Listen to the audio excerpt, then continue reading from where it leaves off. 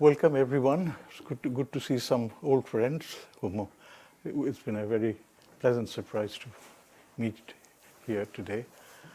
I was told by Ahmedullah to speak about the Rohingya issue with a historical background, which is very appropriate given this is the Bengal History Week.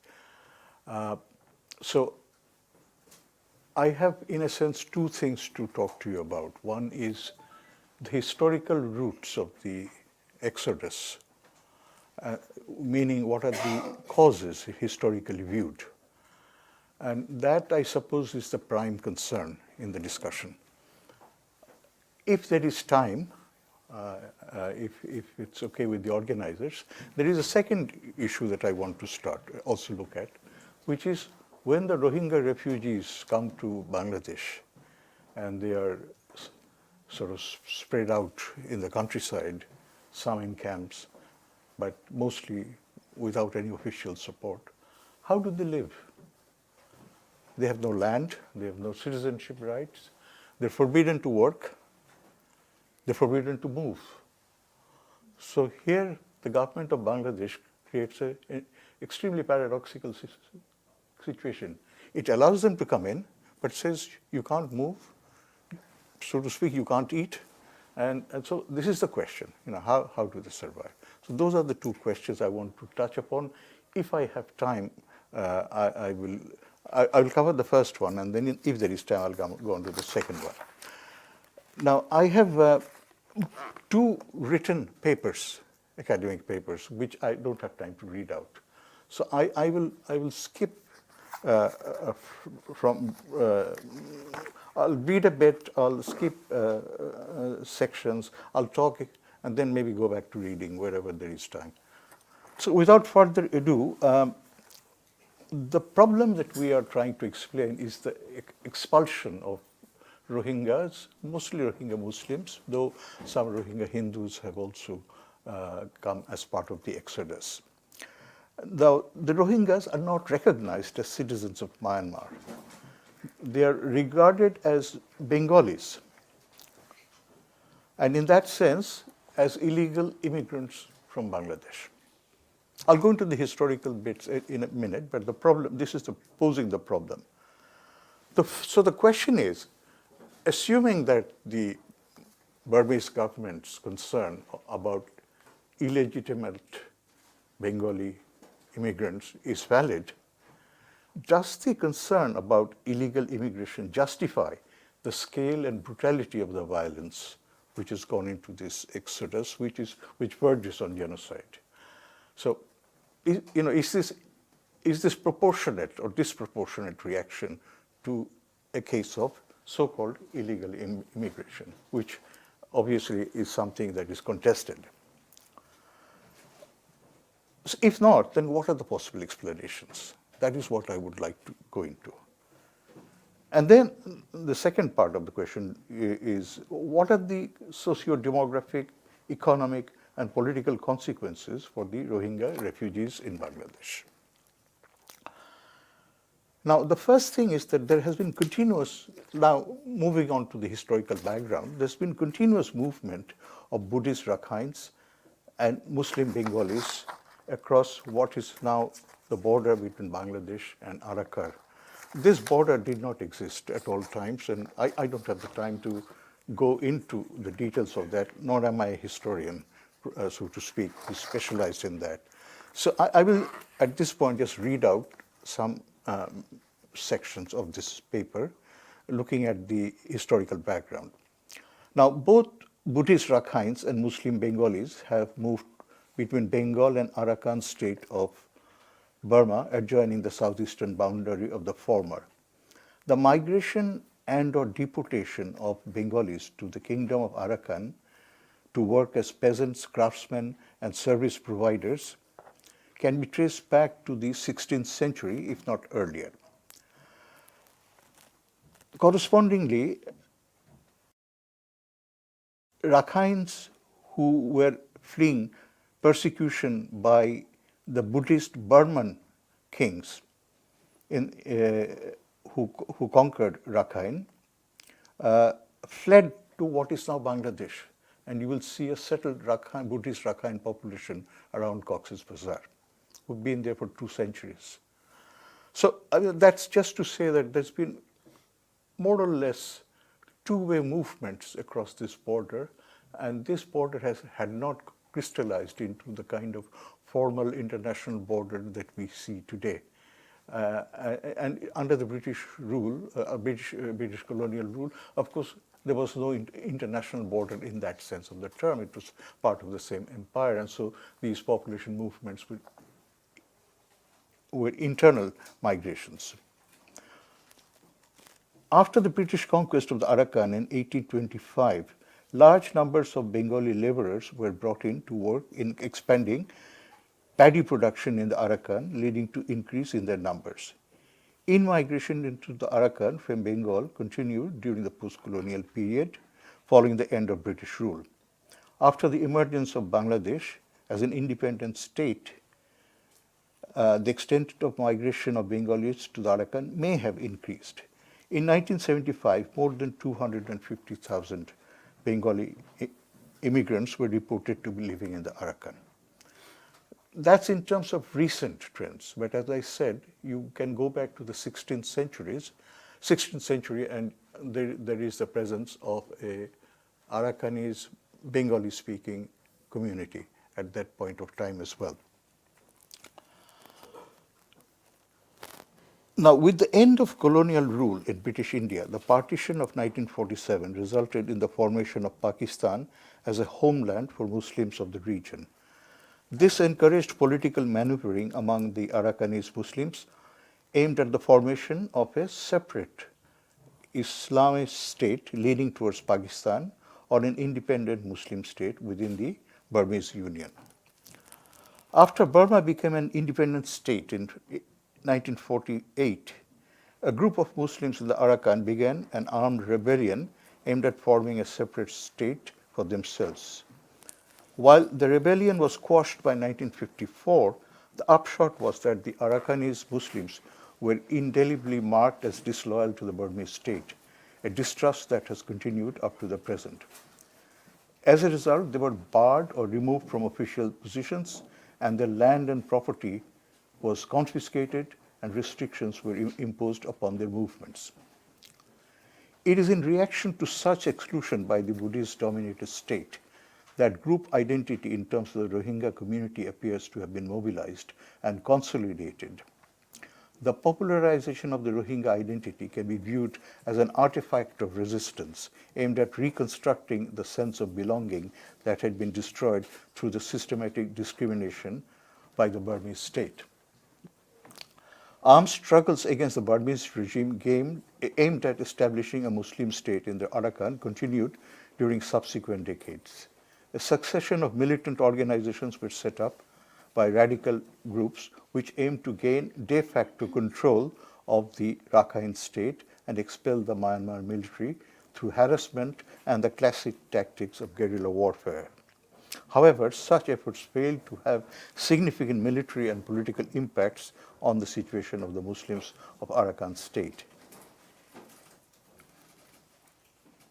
I then move on to what happened in terms of, that's a very important history. I don't have time to go into greater depth, but that's just in terms of background. I then move on to what actually happens in the post-independent, post-colonial period. There is a bit of history here as well. When both Bengal and the Arakan had been under British colonial rule, migration of people between them did not involve crossing any international boundary, but constituted internal movements. However, the post-colonial Burmese government decided to take the position that movements by Bengali Muslims to the Arakan during the British colonial period had constituted illegal immigration. So this is post facto, as defined by the post-colonial, post-independence Burmese regime. These considerations have been used to justify blanket categorization of the Rohingyas as illegal Muslim immigrants from Bengal, despite the fact that many of them are descendants of families that have been living in the Arakan from the colonial period, if not earlier. The allegation of being illegal Bengali immigrants has been one of the major reasons used by the Myanmar state authorities and Buddhist political leaders to justify denial of political and democratic rights to the Rohingya Muslims. Another critical factor has been the almost continuous insurgency against the Burmese state since independence. This has made the loyalties of this community irremediably suspect to the Buddhist-dominated nation-state and security forces, fueling the rise of a kind of xenophobic nationalism that we see in Burma today. It's not the only reason, but it's one of the factors which has fed into that. As you know, there are dozens of insurgencies in other parts of Burma, which I don't have time to go into.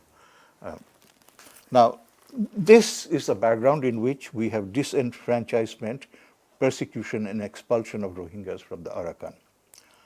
The origin of disenfranchisement of the Rohingya Muslims in Burma can be traced to the military takeover of the government.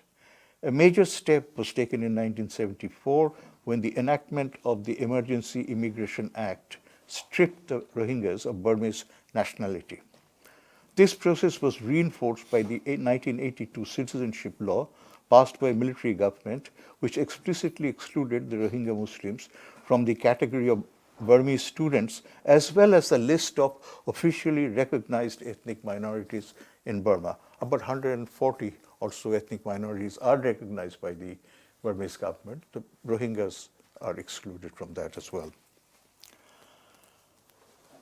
The effect of this policy of ethnicization, exclusion, and othering of Rohingya Muslims by the Buddhist-dominated Burmese state was to not only deprive them of the political right of citizenship, but also reduce them to the category of stateless people. From the mid-1970s, Rohingya Muslims began to be forced out of North Arakan due to repression by the Burmese state as well as dominant Rakhine Buddhist groups. Over and above routine persecution and discrimination taking place continuously, phases of intensified repression by the Burmese military state resulted in in fact now 3 or 4, massive waves of Rohingya refugees fleeing to neighboring Bangladesh in search of shelter. First, in 1978, the Burmese government launched what it called the Operation Nagamin, which means Operation King Dragon, which officially aimed to categorize each individual within the state as either a citizen or alleged illegal immigrant. However, it also resulted in widespread rape, arbitrary arrest, desecration of mosques, destruction of villages, and confiscation of lands of the Rohingya people. During this phase, more than 200,000, and some say 250,000, Rohingyas fled from the Arakan, who alleged that they had been forcibly evicted by the Burmese security forces through the use of brutal violence, including murder and rape. Ironically, many of these Rohingya refugees were later repatriated to Myanmar, where they faced further torture, rape, jail, and death. Not surprisingly, many of these returnee refugees fled to Bangladesh again. Second, during 1991-92, the Burmese government intensified its military presence in North Arakan state by constructing installations and roads up to the Bangladesh border, justifying these as, quote, fortification against Rohingya Muslim extremist insurgents, unquote. The military buildup was accompanied by the launching of Operation P-Fire. I don't know if I have the right pronunciation. This is Burmese. What it means is clean and beautiful nation. This involved violent atrocities against the Rohingyas, inclusive of confiscation of land and property, forced relocation, compulsory labor, summary executions, rape, and physical torture. In parallel, mosques were destroyed, Muslim leaders were harassed, and the religious activities were banned. These acts of repression resulted in another mass exodus of approximately 270,000 Rohingya refugees to Bangladesh, some of whom were repatriated to Myanmar in phases over 1993-97. Furthermore, during 1991-92, the Burmese authorities established new Buddhist Rakhine settlements on the lands vacated by the forcible eviction of Rohingya Muslims. More generally, Rakhines and other ethnic groups were allowed to in-migrate to the Rohingya inhabited areas through a policy of state-directed transmigration, resulting in virtually endemic communal conflicts over land and natural resources. These demographic population transfers and forced redistribution of landed property from the Rohingya Muslim minority to Buddhist Rakhines and other ethnic groups has been something that has continued since then in other waves as well. The Burmese government has continued to militarize the Arakan up to the present, establishing operational bases and undertaking systematic coercion, physical abuse, and surveillance by security forces. Social and political organizations under the influence of Rakhine Buddhists have become involved in communal violence and persecution of Rohingya Muslims. The Burmese authorities have continued to restrict the movements of the Rohingyas while subjecting them to arbitrary taxation and extortion, as well as forced labor in military camps and road construction. The Rohingyas have been stripped of their erstwhile right to use or process landed property, effectively amounting to a total land grab. After confiscation of their lands, they were evicted and forcibly relocated in model villages, so-called, while the settlements, including houses, mosques, and other religious institutions, were burnt down or destroyed. The Rohingyas have been also subjected to forms of violence and discrimination in their everyday existence, including assault, killings, and rape. Violence and discrimination against the Rohingyas in the Arakan has continued episodically up to the present. I wrote this paper some years back. As you all know, this has continued, and in fact, we now have the largest exodus in history at over 500,000. It was estimated that there had been approximately 400,000 Rohingyas before in Bangladesh. With this push, we are approaching the 1 million mark, which may have already been crossed.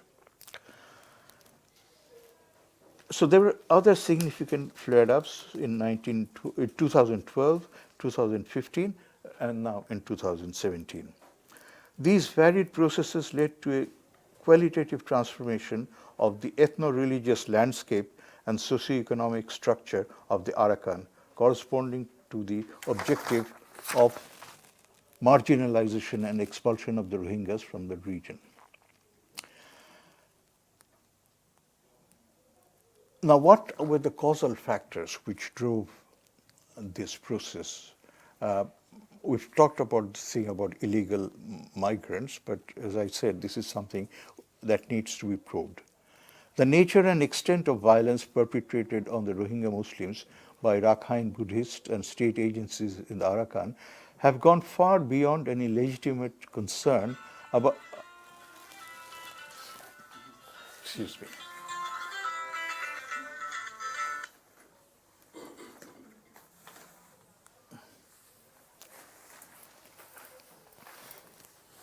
Portion, can you make it silent? I'm sorry.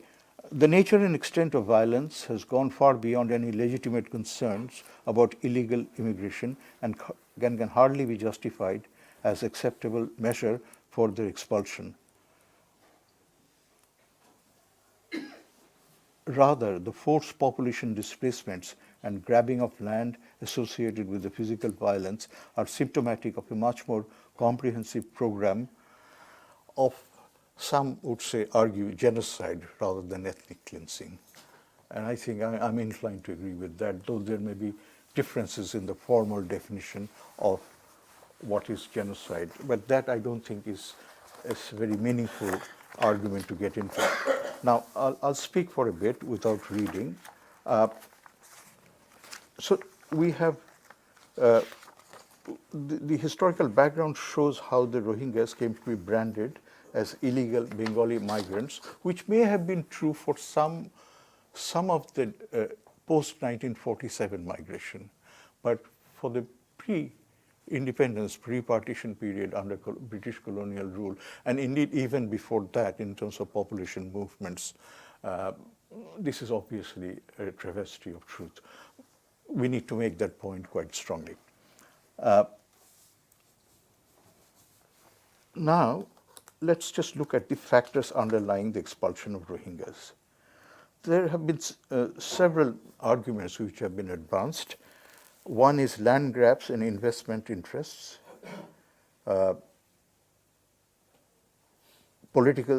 secondly, political, socioeconomic, and ethno-religious conflicts. Number three, resistance and securitization.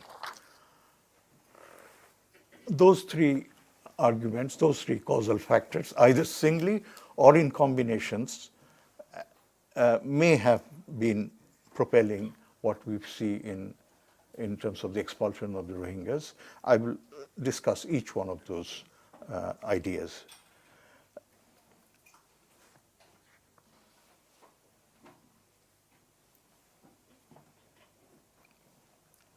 First of all, you may have seen a recent paper by Saskia Sassen, which kind of dismisses any other reason for the expulsion of the Rohingyas other than land grabbing and financial investments under neoliberal auspices. I don't have time to critique Sassen's paper now, but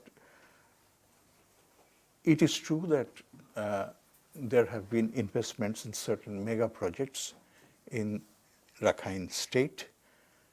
By the Rakhine State and Arakan are different names for the same region. Arakan is more popular in Bengali-speaking discussions, but Rakhine is the official term in Myanmar. These mega projects are mostly located in central and south Rakhine. For example, there is the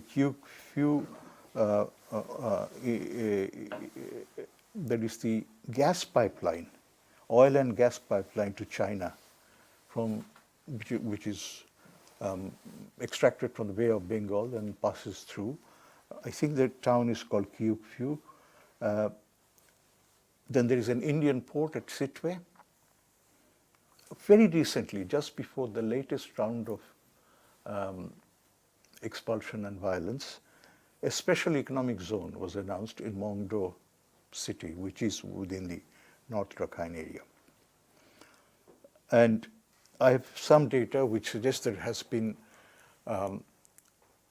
concessions of land, large concessions given to foreign investors.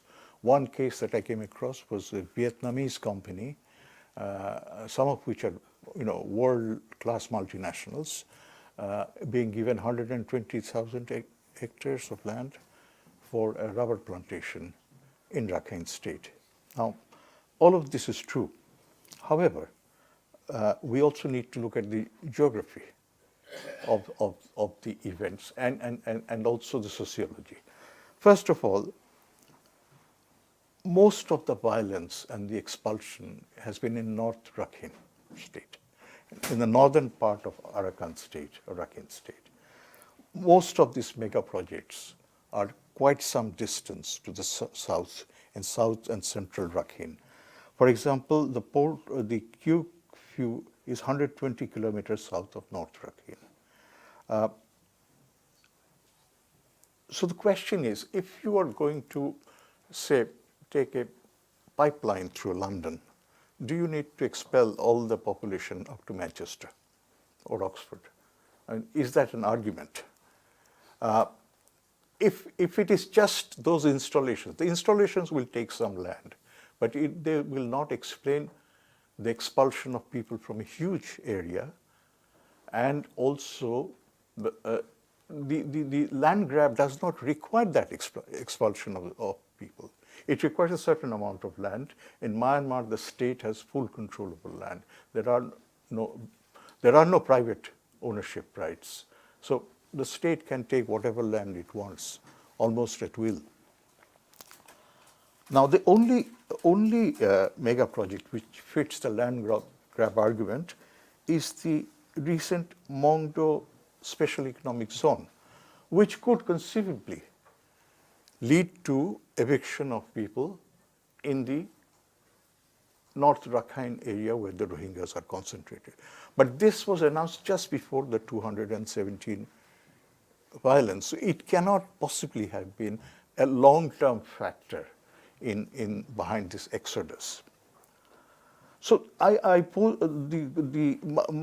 assessment that one has to make is that there is no need to empty the lands, expel 1 million people approximately, going back to 1977 for what are neoliberal land grab arguments, which begin from the 1980s and really, as far as Burma is concerned, from the after 2000.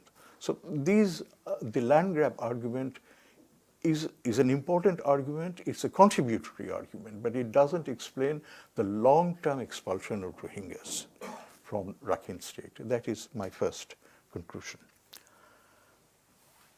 If the rather crude economic reductionist arguments used here are not appropriate, where do we have to look? If we look at the social and political dimensions of these conflicts and also their ethno-religious dimensions, first of all, we have to take account of the fact that there has been a long-standing hostility and bitterness between Rakhines and Rohingyas backed by discriminatory policies of the state. I won't repeat what I've already sort of listed in terms of measures by the state in vis-a-vis citizenship rights, statelessness, and so on. But those are the things which have, in a sense, backed up whatever social, religious, ethnic bitterness and hostility there might have been between the Muslim Rohingyas and the Buddhist Rakhines and the other Buddhist groups. That has been certainly cemented and orchestrated by the state. In addition to the state, we also have the role of the Buddhist monastic or monks functionaries. Again, I don't have to, I think, inform this audience that we have people like Virathu, very virulent kind of xenophobic Buddhist monk, who's been whipping up not just in the Arakan but all over Burma anti-Muslim sentiments. So those factors have fed into what is a old and a kind of long-lasting intergenerational conflict between these two groups, which could have been sort of seen in terms of ethnic or communal conflict, except for the fact that the state has intervened and made this a much more political process rather than simply the kind of Hindu-Muslim ethnic conflicts that we are used to in South Asia. This is much more politicized in terms of state intervention, with the state taking a very definite partisan position. Now, in addition to these factors, we also have the sort of anti-Muslim factors and anti-Rohingya. There are sort of xenophobic ideas, like something which I've been seeing in reports from Myanmar, The idea that Muslims breed much faster and have a higher population growth rate and will take over, will become the dominant group, so to speak, in Myanmar. And the example given is that of Indonesia, that the Muslims have kind of multiplied and taken over. The fact is, Muslims, I think, account for 3% at present of Burma's population. So this is not even a remotely serious threat. But what is important, it seems, is not the actual fact, but the perceptions. And the perceptions are of this kind, such that even the democratic opposition parties to the military in Burma, the NLD, shares in the same hostility to the Rohingyas. It's not as if it's the army who is doing it. It's all sections of the Burmese political spectrum where Burman Buddhists provide the leadership, are anti-Rohingya, are prejudiced, or at least have an anti-Muslim position. We've seen that with Suu Kyi as well, and it is no secret, I think, that she may not be saying it explicitly, but she has no great sympathy for the Rohingya Muslims and would not lift a finger for whatever happens to them in terms of genocide and expulsion. So there is the failure of political leadership. In addition to that, there is also a racist element. And this racist element, the common word that is used, I think, is Kalar, K-A-L-A-R, and that means dark-skinned people.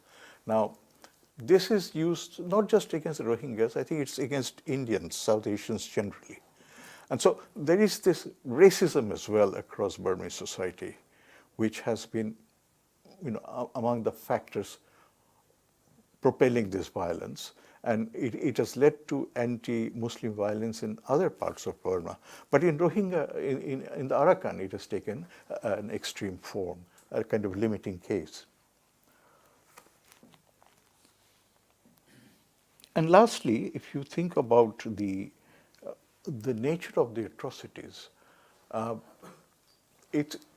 people get killed in conflicts, but some of this has been very almost dehuman kind of brutality, like throwing children into the fire, which is not necessary if an army is trying to control a bit of land. Violence of unimaginable proportions. And so all of that kind of adds up into a kind of hatred which is compounded by religious, racist, nationalist beliefs and xenophobia, of a fear of Muslims breeding like whatever and taking over the land. All of that seems to have taken root. It is actually what most people in Burma believe in. That is the public opinion, as far as I understand. And so Buddhist Burman political leaders don't, if you look at it slight from a distance, don't really have much room for maneuver. They have an electorate which wants them to get on with this. So in a sense, we have these social, cultural, political factors intermingled into a kind of hatred of a particular community. Hatred is to such an extent that it believes in extermination. I think that is the point to make. We have hatreds in all communities, give and take some, but this seems to be a limiting case. So this, I think, is a major factor which cannot be discounted, and it precedes the land grab argument. And what one could say is that the opening of Burma in recent times, with Burma being touted by the military junta as the last open frontier in Asia, with vast resources to be exploited, concessions being offered to foreign investors.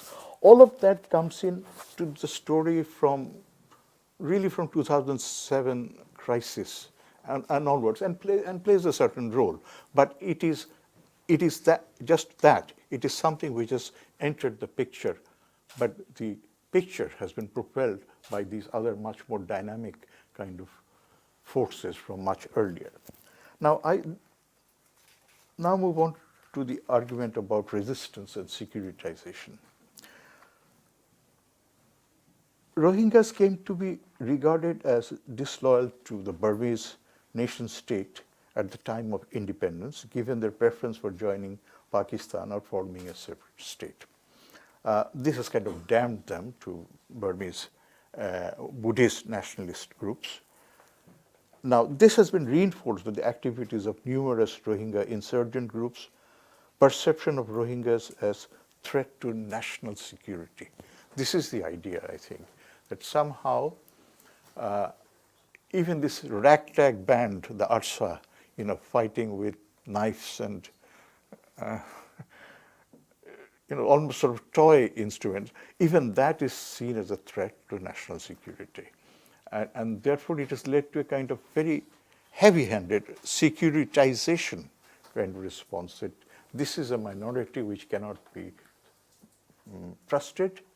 It is a suspect community, and if you even allow it to have any room, it will in some sense destroy the unity of the Burman Buddhist dominated Myanmar nation state. I think that, I'm not saying that's the correct argument, but this seems to be this seems to be the perception which has been driving the Burmese rulers into doing whatever they're doing.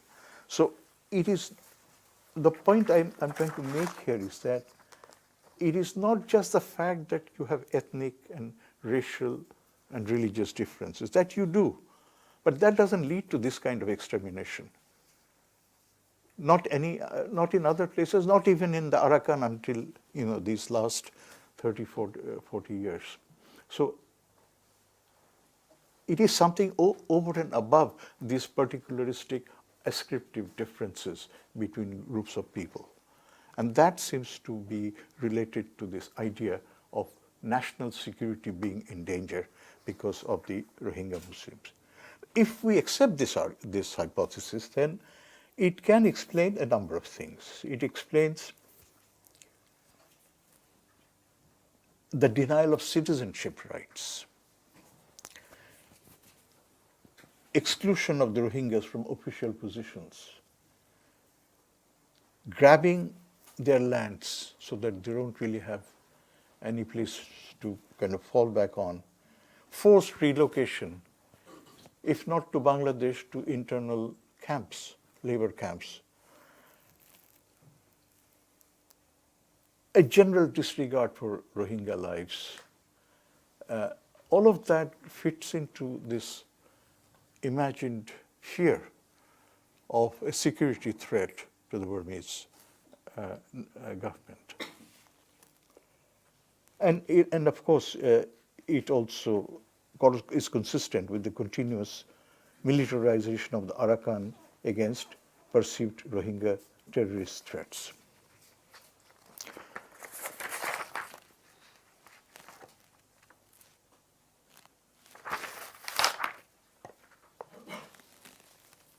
So to sum up on this first question that I was addressing of why we have this, land grabs and mega projects cannot explain massive and long-term expulsion of Rohingyas.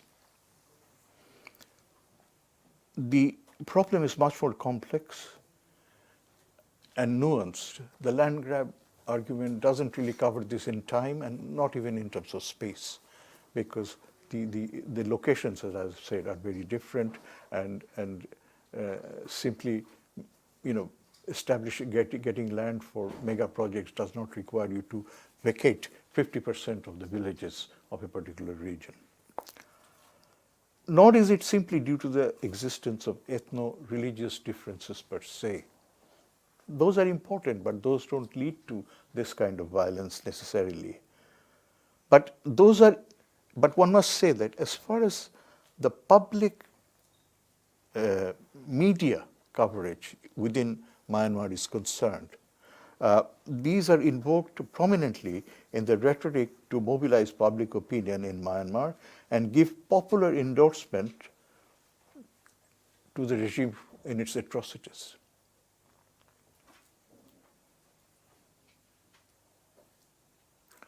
And it draws upon a certain racist sentiment of the general public, as well as most military and political leaders belonging to the Burman nationalist groups. So, in that sense, I would say that the role of securitization is crucial as the driver, as the driving force which is fanning these pre-existing religious ethnic differences, actually activating them and triggering the kind of extreme forms that these have taken.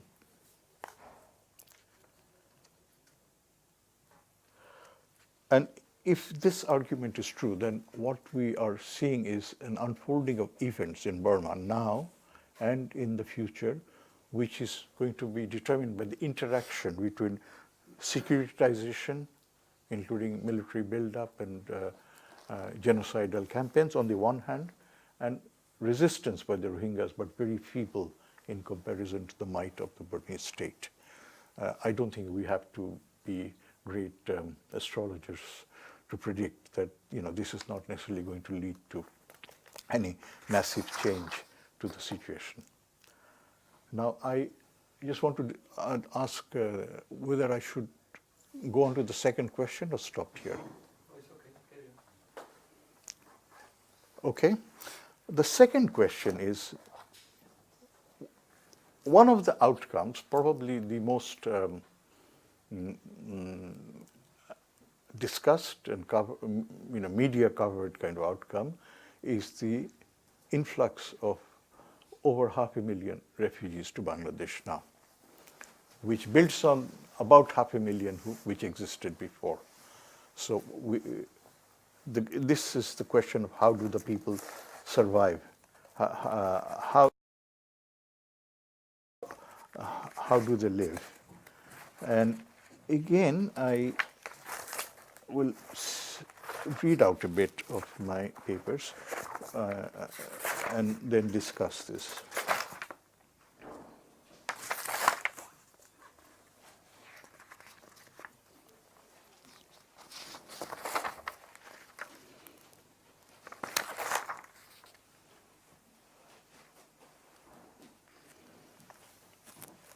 The bulk of the Rohingya refugees have integrated with local society in the villages and towns around Cox's Bazar and adjoining districts, which means Chittagong mostly, but also Bandarbhan district of the Chittagong hill tracts. Their access to food has been based on various strategies of survival, which I will try and discuss. To take some examples, Rohingya women and girls work in fish and shrimp processing units and garments factories in Cox's Bazar and Chittagong districts, including Chittagong city. Other women work in horticultural plantations and fish drying processes in various locations. Some of the Rohingya women depend on prostitution and begging, particularly when their husbands are not present because of being arrested or working elsewhere. Rohingya men work in Cox's Bazar and the adjoining districts of Chittagong division, including the Chittagong hill tracts, as well as more distant locations such as Sylhet and the national capital, Dhaka. Cox's Bazar town and its surroundings provide plentiful casual labor for the refugees, particularly in the construction and fishing sectors. Rickshaw pulling and hotel construction jobs in Cox's Bazar town are dominated by refugee men, while the women participate in microcredit programs. Rohingya men work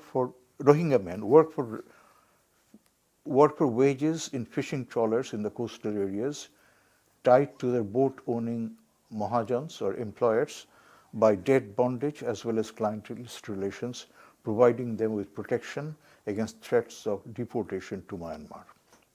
Refugee men are contracted for weeks or months for logging and bamboo extraction in deep forests based on an initial advance for the food and other needs of their families during their absence. Rohingyas who have moved to the Bandurban district of the Chittagong Hill Tracts have been taking part in multiple income-earning activities, including logging, cutting of bamboo, working on farms and plantations, rickshaw pulling, and casual wage labor in urban centers. Some of them have been able to buy or take possession of plots of land in the Chittagong Hill Tracts and construct homesteads. So these refugees, despite the fact that they have no rights whatsoever, have actually embarked upon and improvised upon their own predicament and found ways of survival. I will discuss the underpinnings of these survival avenues in a minute, but basically they are surviving on the basis of work in different locations in different seasons, moving around in accordance with shifting demand. Multiple ties of wage employment mediated by clientelist relations with their employers constituted their strategy for ensuring food security.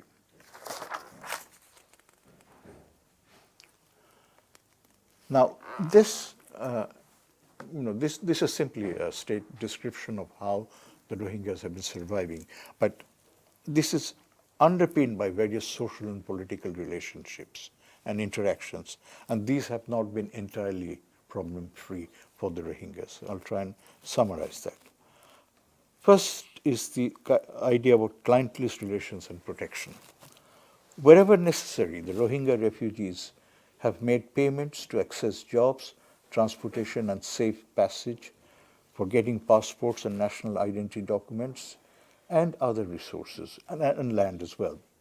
Accepting lower wages and poorer job conditions compared to local workers was part of the same strategy of making themselves wanted in an alien land. Consequently, there has been continuing demand for the labor and services of the Rohingyas, and their participation in the labor market has been restricted so far, has not been restricted so far, not substantially restricted. There have been some restrictions I'll come to in a minute, despite most of them being unregistered and illegal in that sense. Employers and landlords who benefit economically from the availability of unregistered refugees are their main patrons, providing them with protection against police raids and arrests, as well as threats of repatriation or deportation to Myanmar. Quote, boat owners have been known to pay protection money to the police and negotiate release of their fishing, of their Rohingya fishing crew, unquote. They've also allowed the fish workers to live on peripheral land on the coast while tying and exploiting them through debt bondage, sort of Mohajani loans.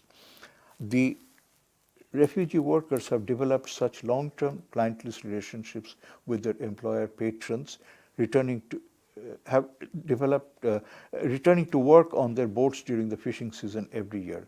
Correspondingly, after the crackdown on refugees in Cox's Bazar town by the police in January 2010, it was the local rickshaw owners and contractors who negotiated the release of their Rohingya rickshaw pullers and construction staff, respectively.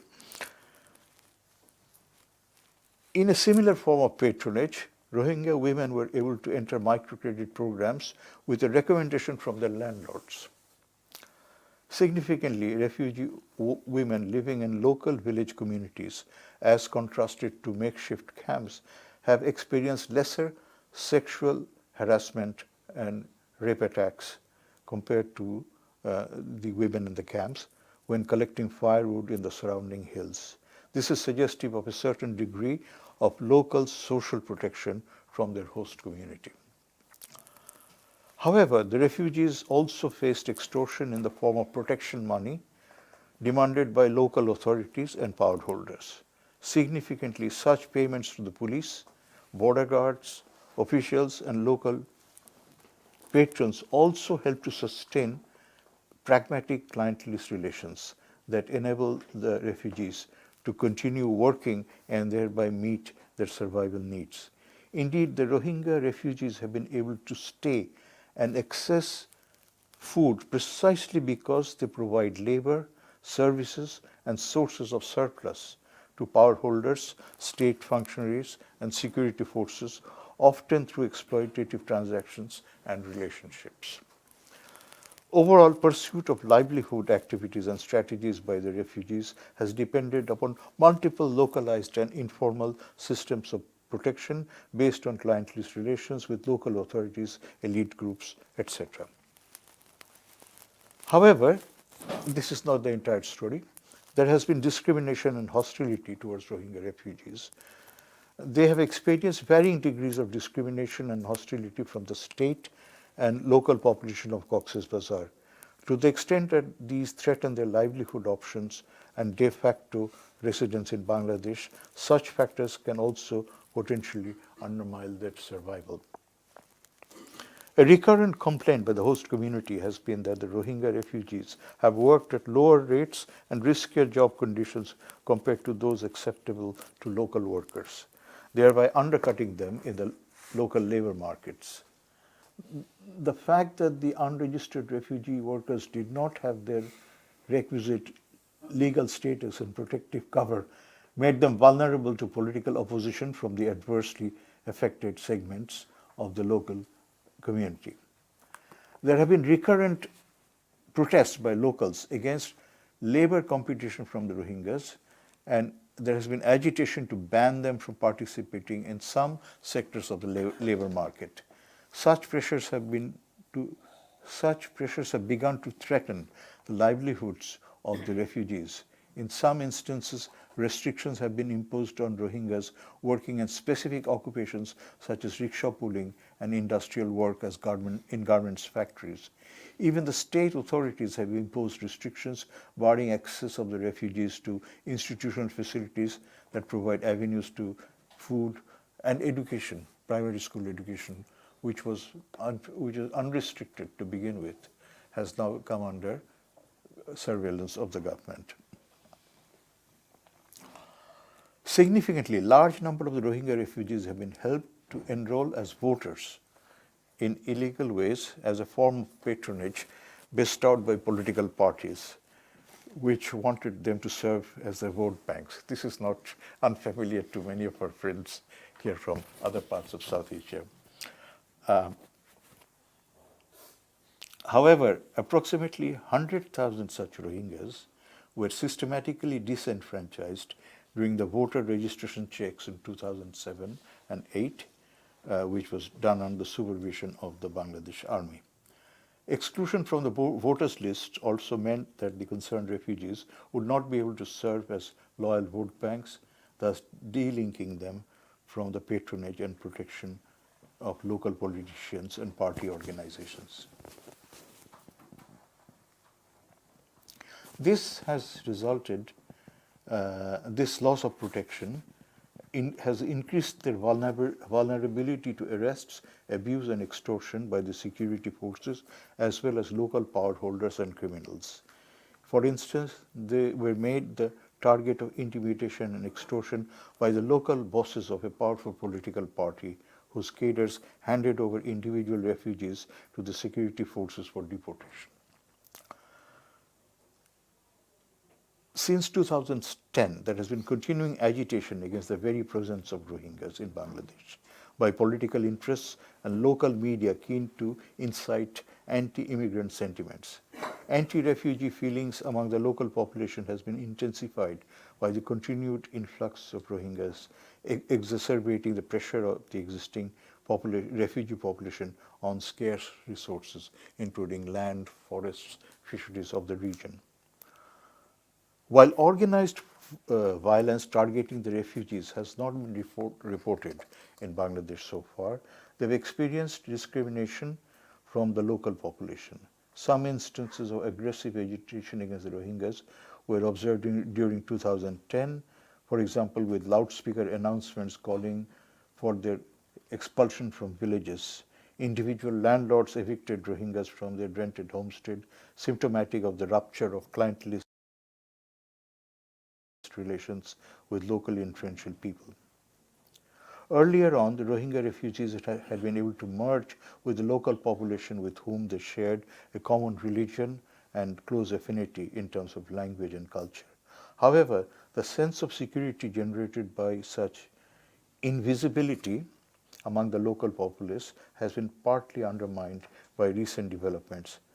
Such factors include state persecution against them as illegal or undocumented Myanmar nationals, as well as resentment among the host population against their competition in the labor market.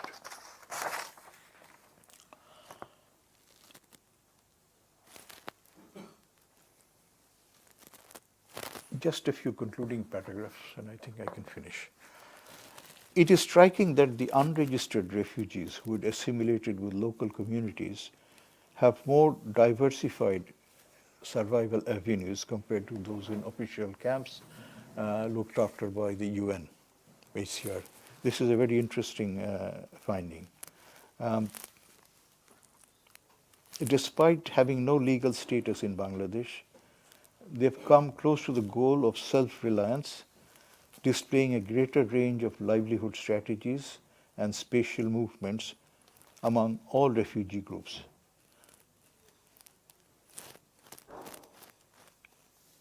As noted above, Rohingya refugees were not legally allowed to engage in economic activities in Bangladesh, and those living in official camps were not formally permitted to leave and travel or work outside. Such restrictions left them with little choice but to break the law and pursue illegal options for pursuing food security and long-term livelihood opportunities. While such strategies have enabled the refugees to access food and survival needs by earning incomes from the local economy, they have been also necessarily exposed to a whole range of protection risks from law enforcing agencies, local power holders, and criminal elements. Attempts by the refugees to ensure their own survival has been facilitated by their skillful use of ties of kinship, community, and patronage.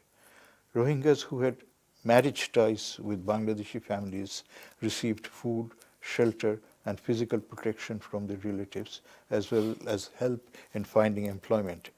Established Rohingya refugees who had arrived earlier provided help to newcomers from Myanmar, indicative of a process of migrant community formation and chain migration.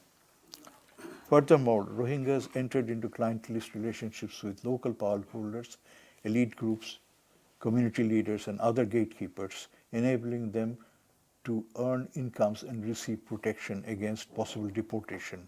Not least, the refugees made themselves indispensable in the local labor market while also becoming unintended recruits or victims of trafficking networks, particularly for women and children. That has been one of the protection risks. These varied roles of the Rohingya activated powerful political and economic interest favoring their continued entry and residence in Bangladesh. So despite public statements by the government and political leaders, the groups which benefit from having illegal immigrants by being able to make them work at lower wages under awful job conditions, as you see even with Mexican workers in the United States and migrant workers in Europe. The same kind of argument is also applicable to the case of the Rohingyas. And so what we have here is, on the one hand, the state disassociating itself from the Rohingyas and saying, they are not legal, they're illegal. And then you have the ruling class actually saying, no, they're okay, we'll use them and we'll benefit for them. And so that has been powerful enough to actually neutralize whatever the state has kind of announced about deporting them.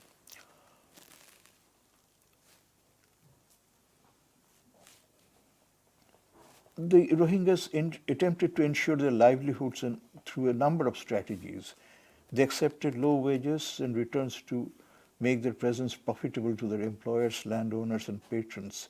At the same time, they've become clients of local power holders. They've got themselves enrolled in the voter list to gain formal documentation, etc. They've spread out from Cox's Bazar area adjoining the Burmese border to more distant and safer parts of the country where they can assimilate into the population without being conspicuously bracketed as foreign refugees. While such strategies have worked up to a point, these have been constrained by the systematic exclusion of the Rohingyas from the electoral rolls and the growth of resentment against them by groups threatened by their competition in the form of lower wages and cheaper goods and services. Given limited stock of farming lands, fishing areas and forests, the Rohingyas have also competed with the local population for these scarce resources and earned their resentment. The combination of these multiple factors unavoidably triggered social and economic conflicts and political opposition to the refugees among the affected sections of the local population. Anti-Rohingya movements during 2010 have specifically targeted those in particular activities, economic activities, which allow them to survive, and also undermine the kind of protection that they've had from deportation, calling for the cancellation of their access to land and the labor market. Now, the latest round of Rohingya influx, I mean, when I wrote this, there were about 400,000 Rohingyas. This was around 2013-14. Today, you have doubled that number, which has increased in a matter of months. So everything that I've said here in terms of how the Rohingyas survive, that kind of strategy is under incredible strain now. And it's just too early to know whether those strategies will work. We have to wait and see. Thank you. Thank you very much. We have time for questions, comments, and share information. Who's first?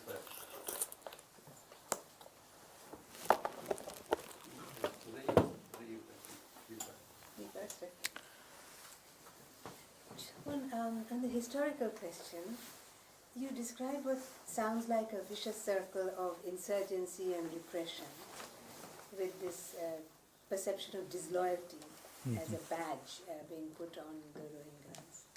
Has there been, in that historical period, any political movement, not insurgency, like a peaceful political movement, from the Rohingyas asking for what should be perfectly reasonable, which is to be Myanmar citizens of Bengali heritage? Or has there been any openness on the side of the Burmese state to that proposition? Because that would be the normal solution to this, is that people can have come from wherever, but there's no reason why the Rohingya cannot be Myanmar citizens of Bengali heritage. What I find in the latest coverage is the politicization of the very term Bengali. The identity of Bengali is something that Rohingyas don't seem to want to be labeled with either, because it's being used by the Myanmar state to label them illegal.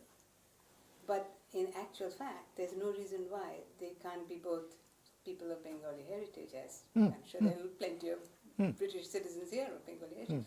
So has there ever been such a political demand or a movement? Or Well, I mean... Can I add something?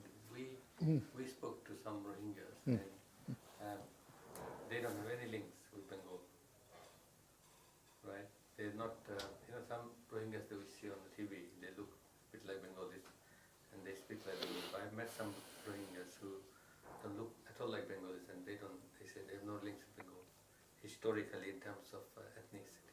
So, No, that's okay. I've stated the historical linkages between Bengal and Arakan.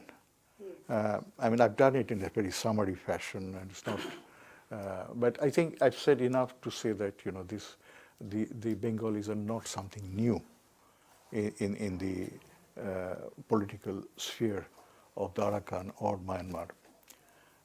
So it is not really a question of facts. And the point that you are making that, well, in modern nation states, we have people who may be coming from any number of countries, and there are mechanisms by which they can become domiciled or naturalized as citizens. This in itself is not held against that. We've quoted the example of Britain. There are many, many others where this is true. So the problem is not one of any historical lack of absence of Bengal Arakan interactions, nor is the problem one of the absence of any acceptable procedure for assimilating them into the state as citizens. Those are not the issues, because those do not seem to be taken up by the Burmese government. Now, on your question about whether any efforts have been made, as far as I know, the Rohingyas were supporting Suu Kyi and her NLD until very recently, and even now, in the hope that by supporting her, they would be part of the mainstream and they would get back to the situation which they had before, which would be to become just another group of Myanmar citizens with this historical background.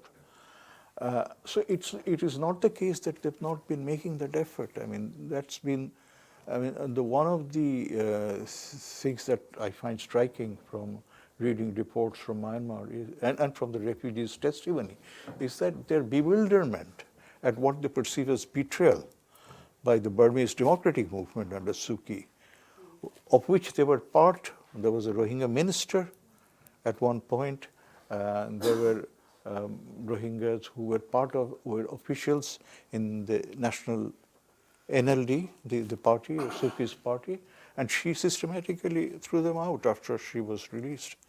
So it's something else is at work here. It's not that they have not attempted, it's not that there are no procedures for this to happen, but there is some other powerful force which is not making those options possible. And I've tried to elaborate earlier what those forces might be. In January this year, Yes. a senior Rohingya Muslim advisor to Suu Kyi was assassinated in Yangon, and Suu Kyi uttered not a single word of condemnation. But she only went quite late. And I think the kind of memorial service to him was taken, but she did not make any immediate reactions for somebody who was close. He was Rohingya Muslim. He wasn't Rohingya, he's just Muslim. He wasn't Rohingya, that's what I He was Muslim. You were next. Well, that kind of makes the problem, in a sense, wider in terms of Suu Kyi's attitude to Muslims in general, not just Rohingyas, but It was quite apparent when NLD did not have any nominations, yes. any Muslim as a candidate from their party during the election. This time, even though they've had MPs in previous occasions. Exactly, yeah. Do you want to ask a question? Yes, I do. I'm a PhD student and I research on communal relations. So I wanted to ask you, what do you think is the domestic repercussion of Rohingya refugees coming to Bangladesh on the communal relation between Buddhists and Muslims in the greater Chittagong region? Because we know that there is a significant Buddhist population who are kind of concentrated in the border area. And we have already seen in 2012 that there was attack on Buddhist temples for the first time in Bangladesh, which kind of coincided with the 2012 Rakhine communal conflict.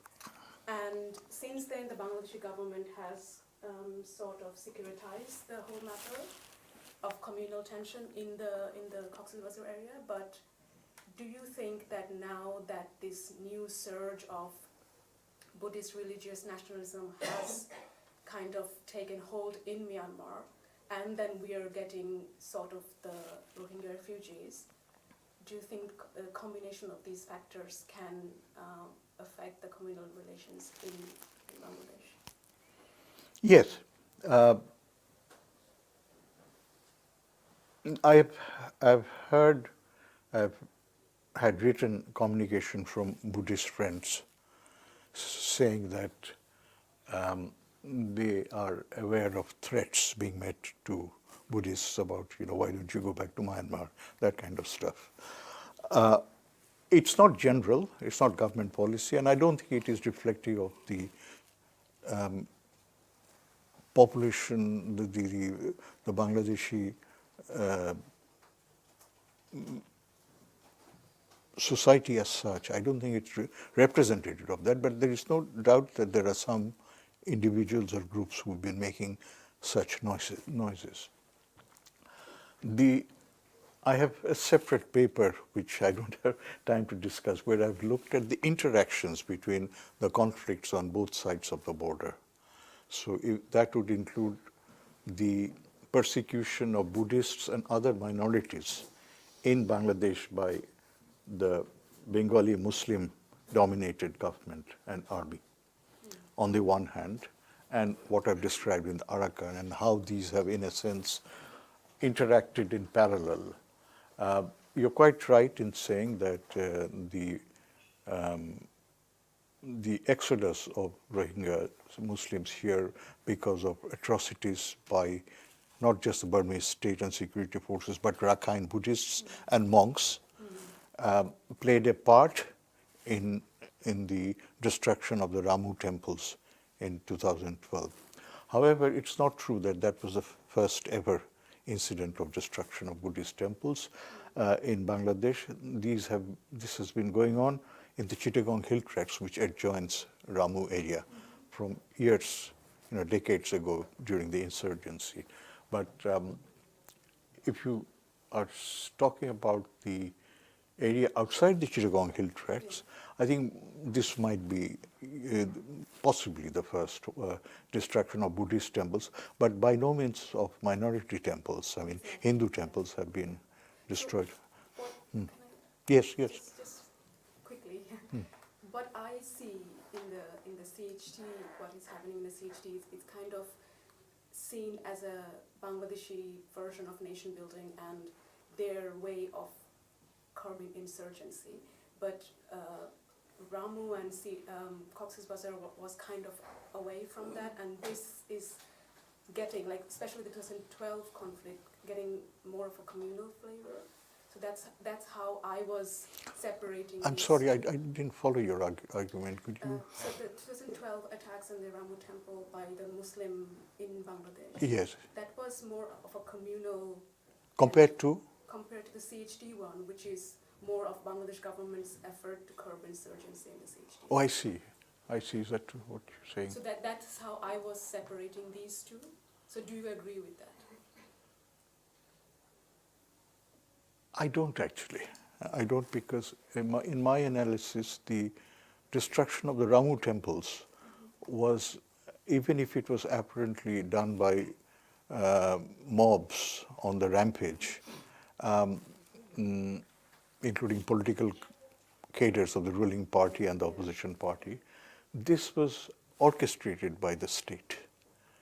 I have arguments which I can go into if you wish, but I don't have the time to go into it. In that sense, it is not less state orchestrated than what we have in the Chittagong hill tracts as well.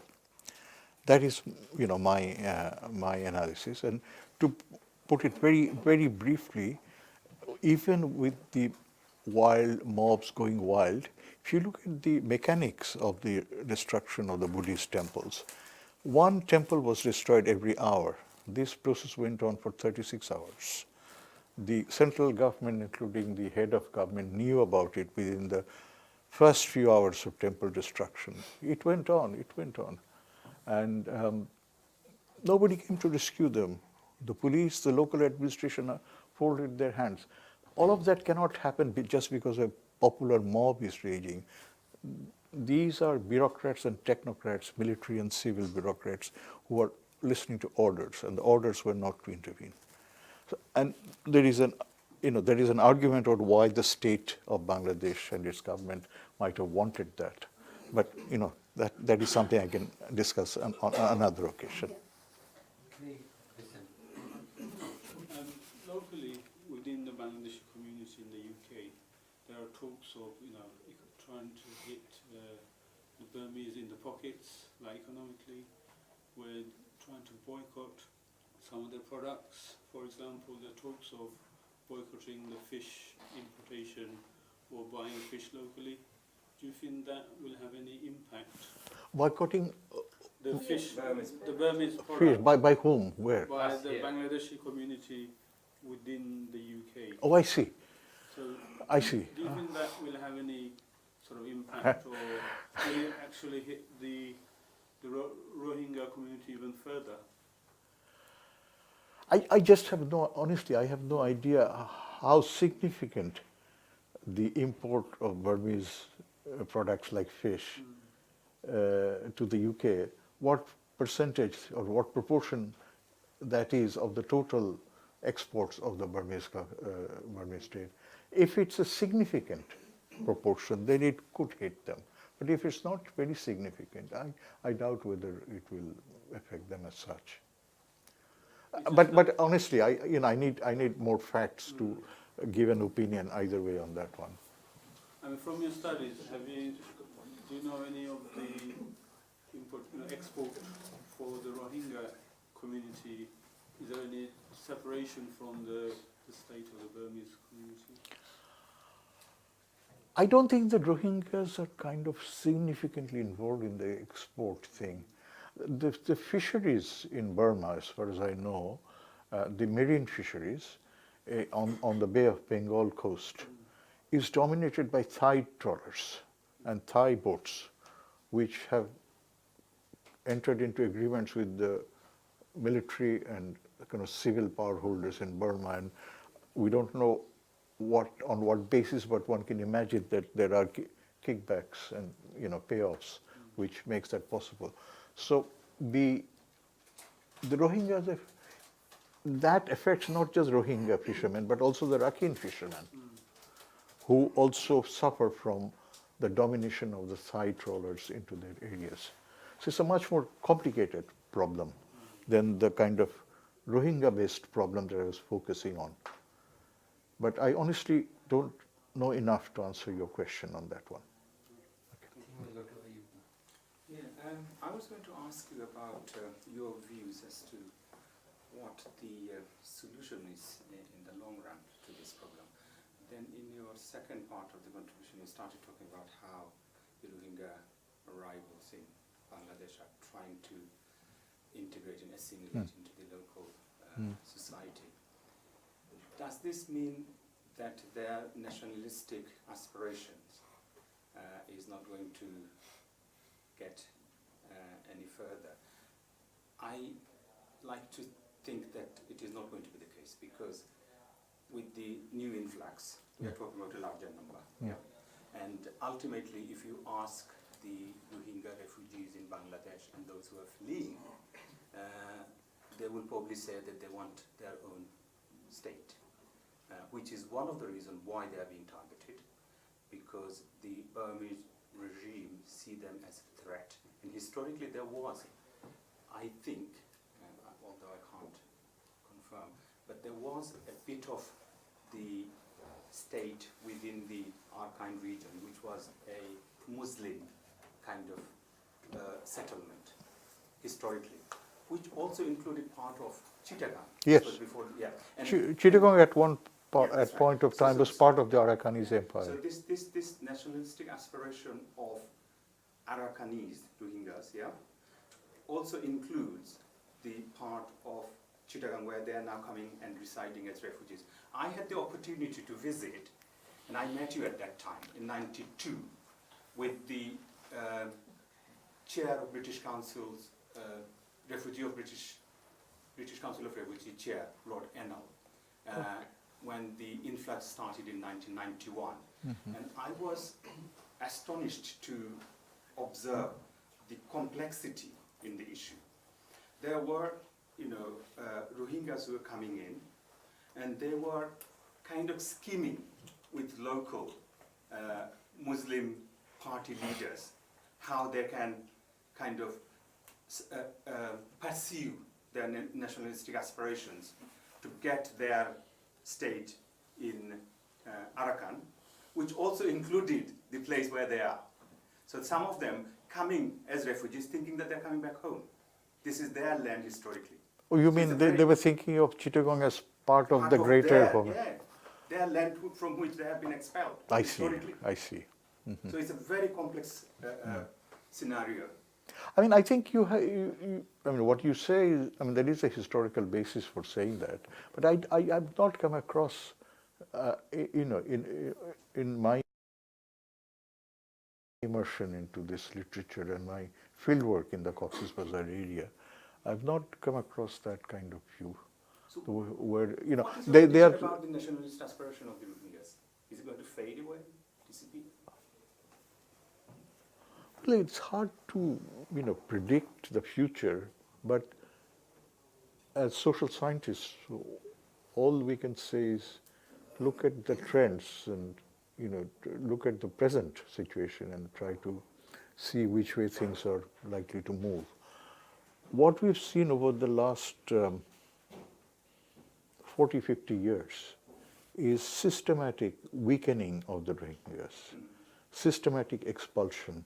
I mean, if we go back to 1977, Operation King Dragon, Nagamin, Operation Nagamin, from then onwards, it has not stopped. It has flared up. I mean, there's been a continuous repression, but it has flared up into huge waves of violence and expulsion. And more Rohingyas have been expelled. I understand that there are fewer Rohingyas in the Arakan now than there are in Bangladesh and elsewhere. So what we are getting is a situation, you're asking about nationalist aspirations. If the nation is not going to be there, the nation is being either exterminated or expelled. And I mean, Suki went on television to say proudly that more than 50% of the Rohingya villages are still intact. I don't know what she was trying to, who she was trying to impress, but I mean, it didn't occur to her to say that it's just less than 50% is not a big deal. I mean, it's not something to be really proud of. But that's be that as it may. I'm saying that, you know, if what she says is true, they've managed to get rid of about half of the villages this time, and they're waiting for the next time, so to speak, to do it. The forces which want to do it, I mean, the combination of ethnic, religious, racist, xenophobic, nationalist, you know, all of this coming together into this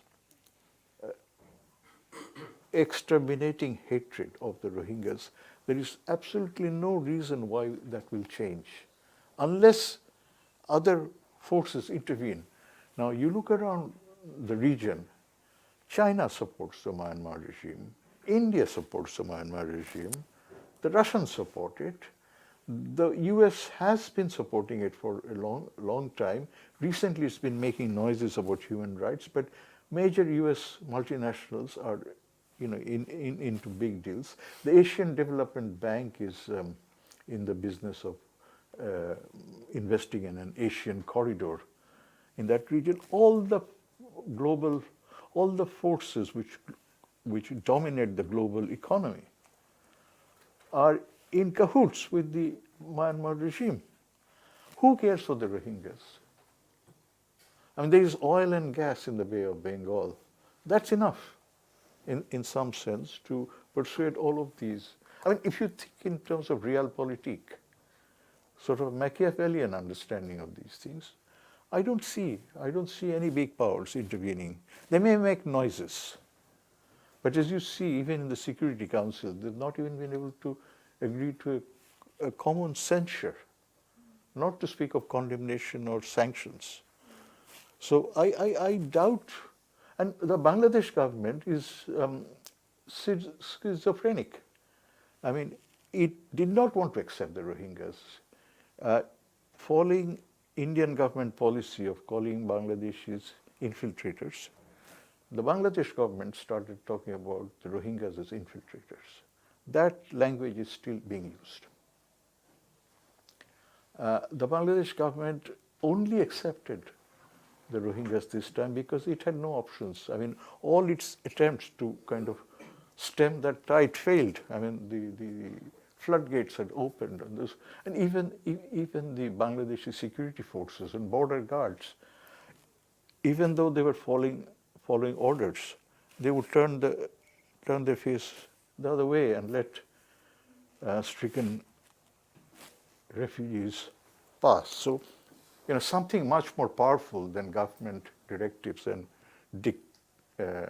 policy diktats was at work in terms of the human tragedy which unfolded. So the Bangladesh government is a reluctant host and is making all kinds of arrangements to ensure that the Rohingyas remain quarantined, that they're registered, that they can be sent back to Burma. I don't think the Bangladesh government is going to play a much significant role. So then who else do the Rohingyas have? I mean, to be fair, at least Bangladesh government has given them shelter, even if it was unwilling and reluctant, but in the end it has. Nobody else has been willing to do it. I mean, you have Malaysia, Turkey, Indonesia making noises, but they're not going to take Rohingyas and, let several 100,000 settle there. Bangladesh. In Malaysia, there are more than 50,000. Yes, yes. But those are other things, previous periods, not the recent ones. But what I'm saying is that, to be fair, yes, Bangladesh has done that bit of it, but Bangladesh it's highly unlikely the government of Bangladesh and its own kind of notions of securitization will allow them to do much more. As I was trying to say in answer to that question, the destruction of the Ramu temples did not happen spontaneously. And so I don't think we should expect too much from the Bangladesh government beyond what it has done. Just a little bit on history. I read a very fascinating book which talked about Arakkani state invading Bengal regularly and capturing people, taking them back to work as slaves and taking resources, money and agricultural products, because Bengal was very rich. This is like 1600. Medieval period. Even the Portuguese used to raid Bengal, capture people and sell them in the slave market in the capital of Arakan, Rao. I was reading an article where this guy gave a list of the number of number of slaves that the Dutch bought from Arakan slave market, Bengali slaves, and took them to work in Indonesian Banda Islands because they killed off people in the Nutmeg Islands. So they took Bengalis to work for the Dutch, but they bought from the Arakan market. 1667, the Mughal Viceroy Shaista Khan kicked the Arakanis out from Bengal, completely defeated them. And after that, Arakkani state kind of slowly collapsed because they lost access to Bengal resources, and then later on gobbled up by Burma, later on when Arakkani state kind of became very weak. So there is a long history, and maybe something there, I don't know. I think you are next. Yeah. This gentleman, then you. Okay.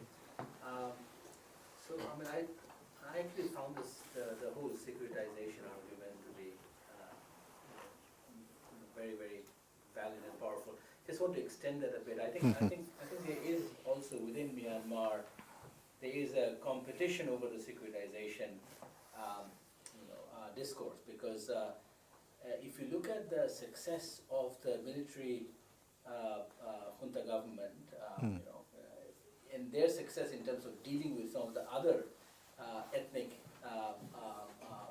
sort of conflicts and separatist movement that's happening in Myanmar, it's actually fairly marginal.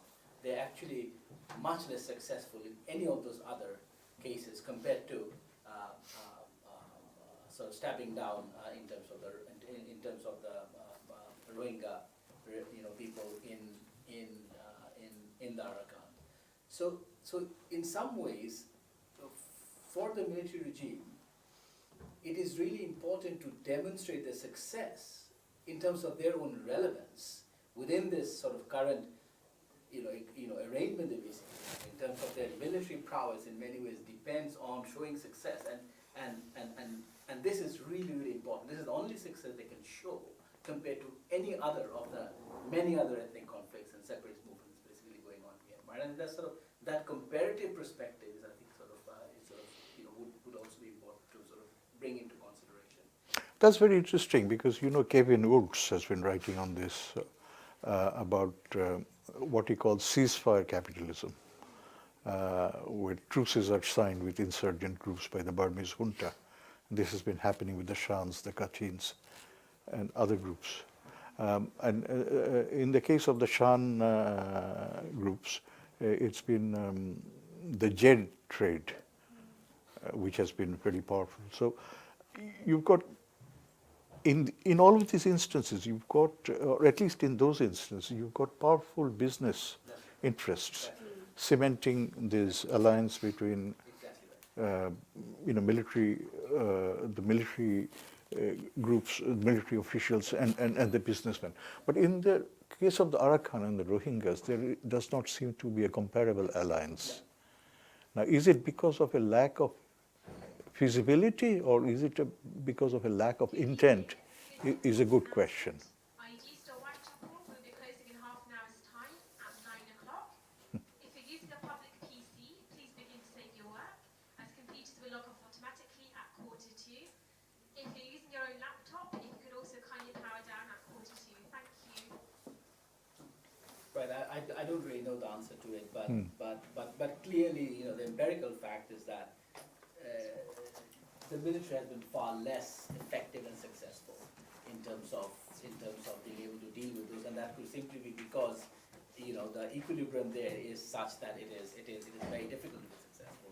You could also say that the Rohingyas are relatively weak. That's right. I mean, much stronger. I mean, demographically, they're about 1 million. That's right. That's right. So it's an easy target. There is a existing racism, and all the things that you basically said, which makes it a very easy target, and you can demonstrate very clearly success, which is very important for the reproduction of the military junta's power as well. So I think there's sort of something there in terms of a comparative perspective. But I actually want to ask you more about, this current surge and the kind of, balances that you talked about, between the host community and the refugee community. All of those balances are off all kinds of, scales right now with the sort of current surge. And if you look at how the government is reacting, and there's a whole securitization agenda there as well, in terms of, kind of banning Rohingyas and Muslims and Bengalis can't get married, Bangladeshis they can't get married, trying to keep them within a refugee, within a setting. No, not even refugees. That's the interesting thing. They say not even these are some funny word. Initially, it was infiltrators. Then it was people expelled from Burma seeking shelter, but not refugees. So Undocumented Myanmar nationals. Yes. Yeah, Okay. So I think the question was, what is your assessment of the sort of government response, and the way there's a whole humanitarian politics going on there as well, in terms of IOM actually leading it when it should be UNHCR who should be leading it. That whole humanitarian politics, and the response is not being managed in a particularly professional way. Humanitarian access is a problem. So I just wonder, whether you had any thoughts in terms of, the quality of the response. I mean, you've touched upon something, which is quite pretty vile, this infighting between groups which are supposed to be helping refugees and people in distress. I mean, that kind of politics has also got involved in it. And I suspect that this has also something to do with the power brokers of the ruling party and so on. So, yeah, I mean, we are very far from absolute philanthropic ideals. All of this is very Machiavellian. I mean, this government is acting only because it has been under pressure from here and there. it's been thinking of various carrots, various rewards that might come from being nice to Rohingyas and then kicking back once that reward doesn't come. You have all kinds of rather ignoble motivations at work. So I don't see much hope from that end. I've admired and appreciated from the time of my fieldwork in that region, work of groups like the MSN and other international organizations which have tried to provide what little help they can in terms of healthcare and nutrition. The World Food Program also up to a point. But they are very restricted. The government doesn't allow them very much room. The government has cancelled proposals for a much larger program that was going to be supported by, as you know. So the government has its own politics to play here, and I think it will necessarily be to the benefit of either the Rohingyas or of the local people. But I don't know. I'm not very optimistic, as you can see. Thank you. Just one quick comment before I make a question about the Ramu incident. Most of the people identified from the pictures and kind of things, they were all local leaders of the ruling party. But what funny thing happened, as the guest was saying, that the arrest was made basically the opposition activists of the local areas were falsely accused. Even those activists who were caught, like with the pictures, many of them were Hindus, but putting on the Muslims kind of dresses. It's also happened in Rakhine these days. So I think most of the online informations are not on the grounded facts. Now to Dr. Adnan about the solution thing. I'm not sure whether I missed it. There are a number of things floating on the medias. One thing, whether the Bangladesh government covertly should raise a Rohingya regiment and arm them, because the Americans are quite interested to fund and arm them, because they want the region quite the anti-China bias things. They want the things to happen as China wants to do that, because China has almost $20 billion equivalent investment. India got around 7-8 billion equivalent investment. Even Japan got a economic zone there. So altogether there's a 40-50 billion worth of investment. So the point is, those who are propagating about the arms things, that unless you fight their interest, make it stable first, and then bargain with peace. Because Bangladesh as a host country doesn't have anything on the table. It doesn't have a good relationship with India. It cannot influence Delhi. It doesn't have the capacity to influence China. It doesn't have the capacity to influence Russia, as you said in the Security Council resolution. They couldn't even confuse a single thing. So until Bangladesh got something to bargain with, they can't make a solution to it, number one. Number two is, America has been quite interested to get a base, like at the Bay of Bengal, either by way of a port, building a deep sea port, or getting into the defense agreement with the government. Now, should that be a balancing thing to counter those problems as well? Counter whom? China and the Indian things going on around. Or would that be like counterproductive in the long run? I don't think the Bangladesh state is in a position to recruit and fund a Rohingya expatriate army. Bangladesh is in no position to do that, even if it wanted to. And I doubt it has the will to do it either. So I don't think, I think that's a non-starter. Also, one has to think, it's not enough to raise a regiment to fight the Burmese security forces in the Arakan. Burma is a much larger country. It has a much bigger military capability. It's being armed by everybody, you name it. China, India, Israel. The list of arms sellers to Myanmar is incredible. So, I mean, it's not, no ragtag band of guerrillas supported by Bangladeshi intelligence will, get anywhere in this. And I don't think Bangladesh should. This is no way of solving the problem. Whether there is a solution to the problem is a good question. I don't know. Not so long as the present balance of forces in that region continues. I mean, unless there are major changes within the politics, in the political structures and regimes in China, India, which are the major local powers, and then the United States, which obviously is an Indian Ocean power. Unless there are changes there, shifts there, I don't think there is any reason to expect that external forces will be able to make any difference for the Rohingyas. If not, then I think, realistically speaking, and I'm saddened to say this, but I don't think, analytically we can say more than this. I think the Rohingya cause is going to be even more pushed down, even more repressed, as far as the foreseeable future is concerned. I wish I could say something different, but I don't see that happening.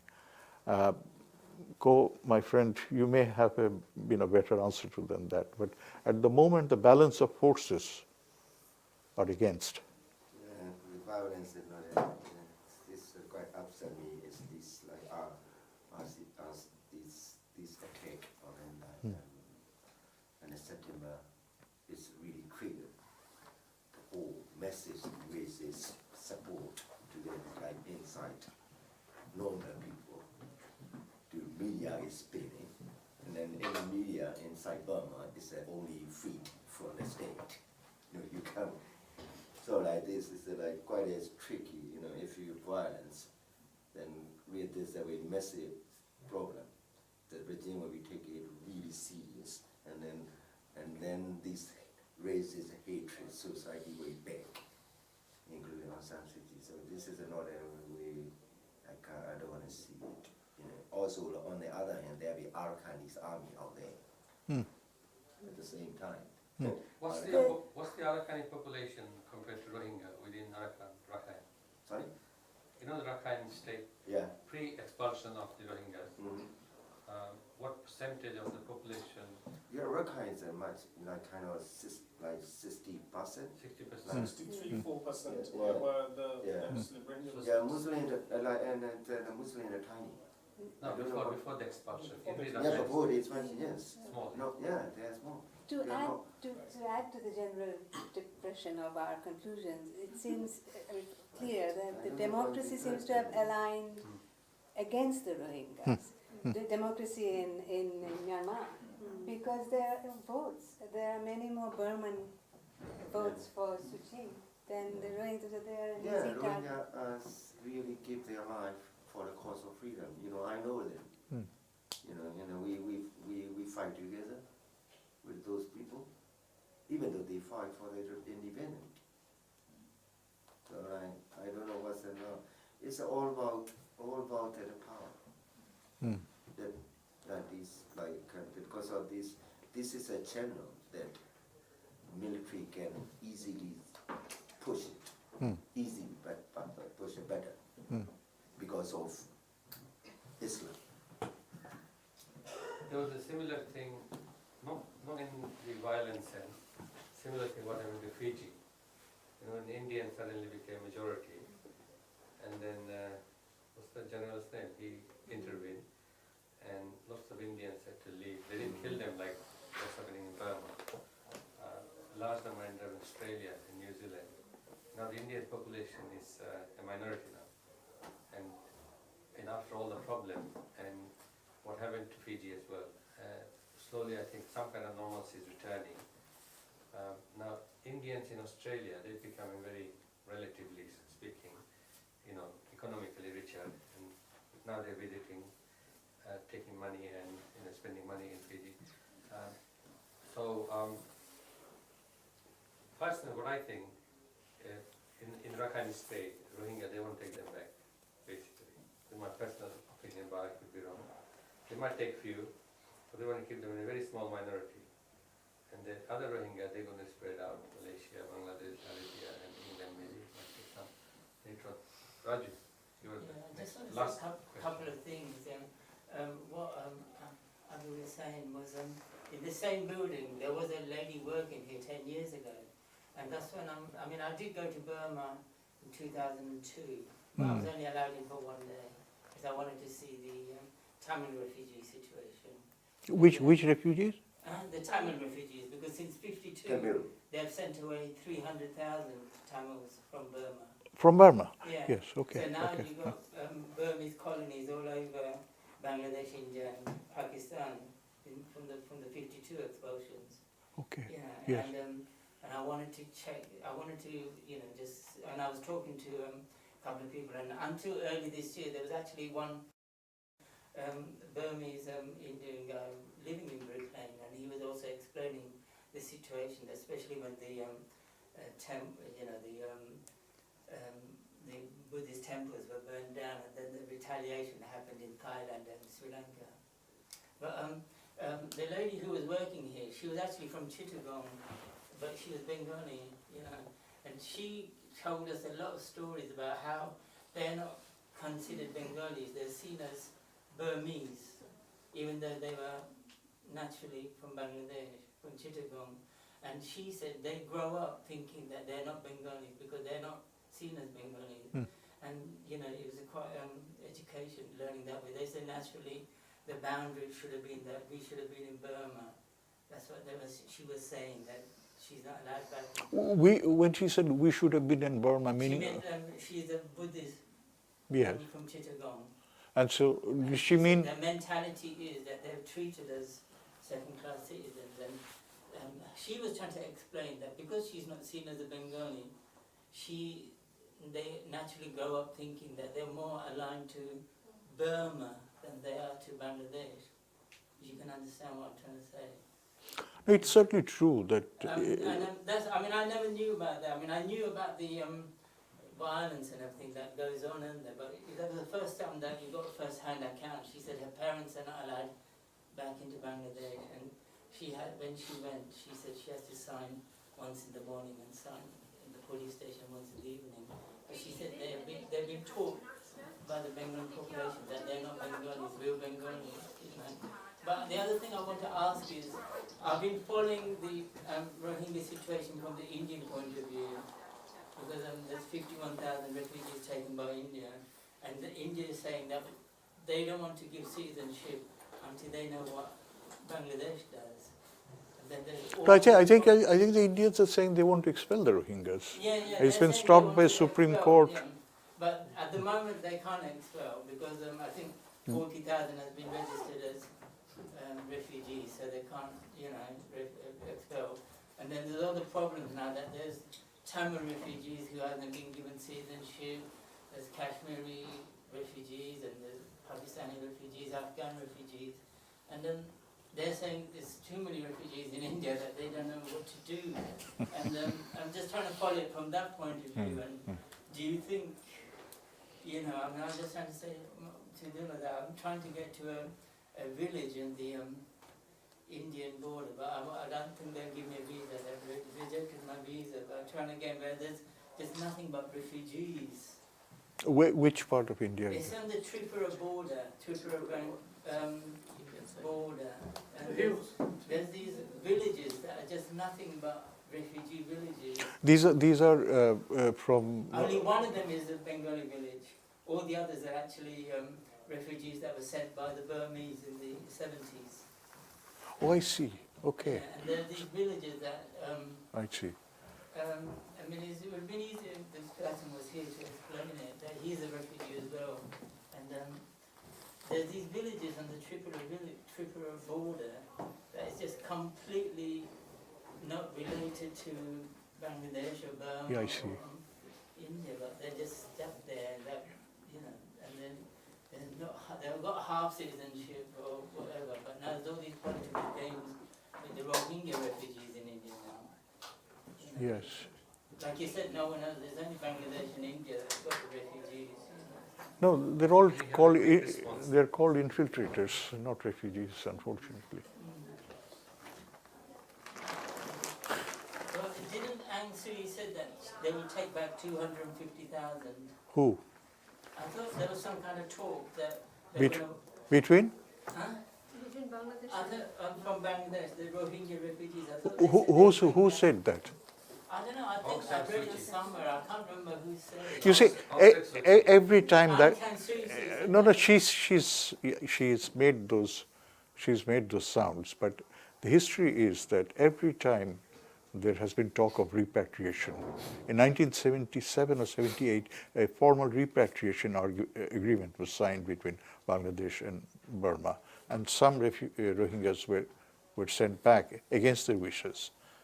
Very soon they began to return because the torture and the repression was such that they couldn't stay. So one has to take this offer of repatriating those refugees with a pinch of salt. It may be for public relations, it may be for international public opinion to show that Suu Kyi's government is not really as devoid of human I read rights something values. else that they said of the 81 census, that anyone who is registered at the 81 census can get citizenship. I What don't know. about the Yeah, idea? but they I've said not that, heard that, no. according to the 93 agreement with the Bangladesh, so according to this agreement, is that I don't think that anyone can get it back to Burma. According to this 93 agreement, I think that anyone have it. I think we have to finish now. So